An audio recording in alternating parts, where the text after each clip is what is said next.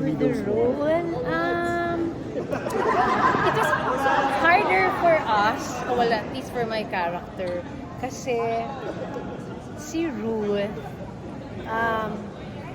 parang dapat baduy siya, parang yung itsura, doon kami nahirapan kasi dapat parang since ang character niya, so finally they have a better life. So yung itsura niya yung parang walang tumama. It was so hard for me to, paano ko kaya gagawing baduy ito? Paano ko gagawing hindi masyadong refined, di ba?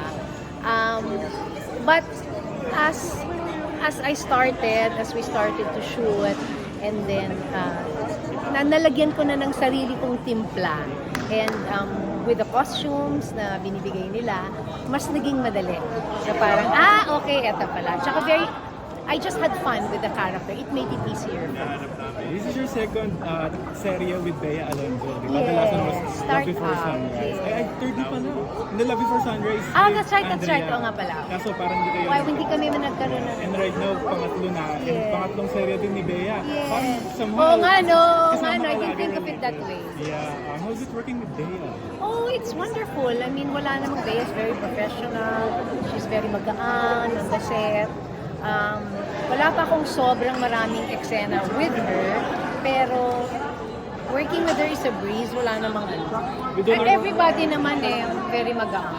With all our issues right now, yung nangyari with the Yes, case, yes. na-feel niyo ba na parang may nag-give up sa working ni Bea? No, she's never, hindi niya dinadala naman sa set. Although yes, of course, when that happened, there was sadness na makikita mo kasi tao lang naman yan, diba? Pero she never let it affect her work or her pakikitungo with us. Very professional. Yes, yes.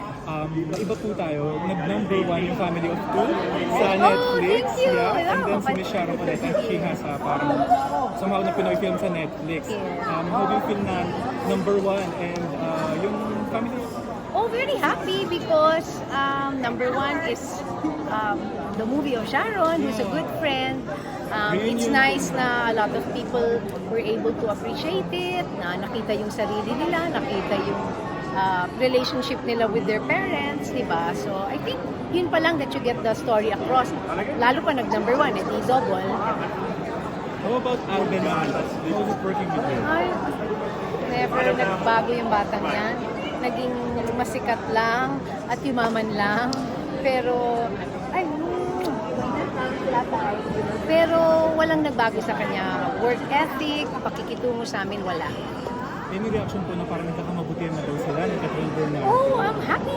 I'm happy for them if that's the truth. I mean, Alden deserves to be happier even. So, if that's true, wow, very good. Thank you po. Invite na lang everyone po to watch on July. Yes, please watch Widows War, July 1, 8:50. Beautiful masterpiece of direct Zig Dulay. Watch and be intrigued and samahan niyo kaming mag-isip kung sino bang pumatay, ano bang nangyari, ano pang mangyayari. So I hope that you watch. Thank you po, Miss Jackie.